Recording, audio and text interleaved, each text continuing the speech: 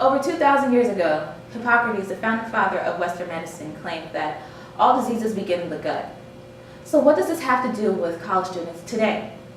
I want you to take a moment and reflect on your college career. Whether you're an alumni or a current student like myself, think and ask, were there times where I experienced sluggishness that I couldn't explain, stomach aches that I couldn't solve, or even weight gain that I couldn't understand? Part of the problem is, as students, we can put our health on the back burners for the sake of our academic goals, career opportunities, and social lives. After all, that's what we came to college for. However, another part of the problem is that we don't tend to see our health holistically. We don't often think about our guts. We don't really think about our internal organs in general. And because of this ignorance, we can often not see how something as simple as allergies can actually be causing weight gain. Allergies are a very overlooked topic by college students.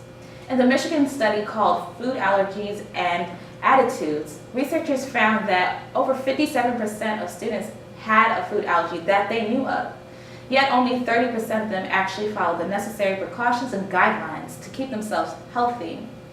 This does not include the students who did not know they were allergic to certain foods. Why is this important? Well, allergies are not just fought by antibodies in our bloodstream, but are also fought by our gut. Because it's a food, it is digested and it works in our metabolism. When we ingest these foods, our bacteria in our gut can shift, which can cause toxins to be released. Toxins which can cause inflammation, and inflammation which can essentially cause weight gain. So maybe the 2,000-year-old theory is true. Maybe all diseases do begin in the gut, diseases including obesity, and maybe we can heal them in the gut. It's possible that it's time to explore whether our food allergies and sensitivities can actually be causing weight gain. In recent years, more research has shown the consequences of underlying undiagnosed food allergies. Food allergens put the body under a tremendous amount of stress, causing inflammation in the gut. This happens because the body sees the allergen as a toxin, and inflammation is the body's defense mechanism against the toxin. As a result, the human body secretes extra insulin that signals fat storage. This topic holds great relevance for our generation as it highlights fundamental issues in the attitudes and perceptions of college-age students. We live in a society that is plagued by the worsening obesity epidemic, and an increasing number of studies show that food allergens play a role in this epidemic. So why do we still continue eating these foods? My old roommate struggle with food allergies is a great example of a story that answers this question. She has a gluten allergy that makes it hard for her to consume many common foods that we all love and enjoy. Because gluten is present in so many foods, it seems impossible to avoid eating gluten.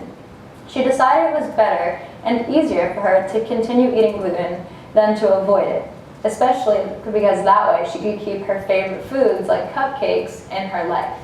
She claimed that the only real consequence of eating gluten was a temporary stomach ache that she could handle. But as I observed her throughout the year, I noticed that she had inflammation all over her body. She was also heavier than she was in high school, and she always seemed very tired.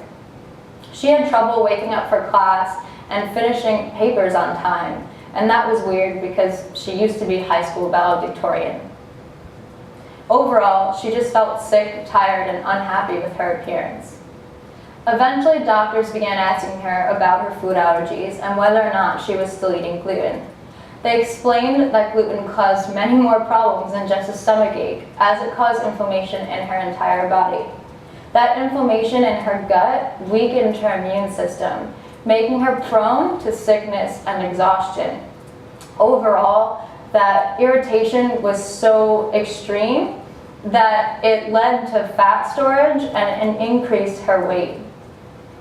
After speaking with these doctors, she decided that she would just gradually cut gluten out of her life and see what happens. Today, she is a completely different person. She lost 20 pounds, wakes up for her morning classes, finishes assignments on time. She has better grades too. She also has energy to perform on USC's club volleyball team and to perform in school plays. Within months, I saw my roommate completely transform into a healthier, happier person.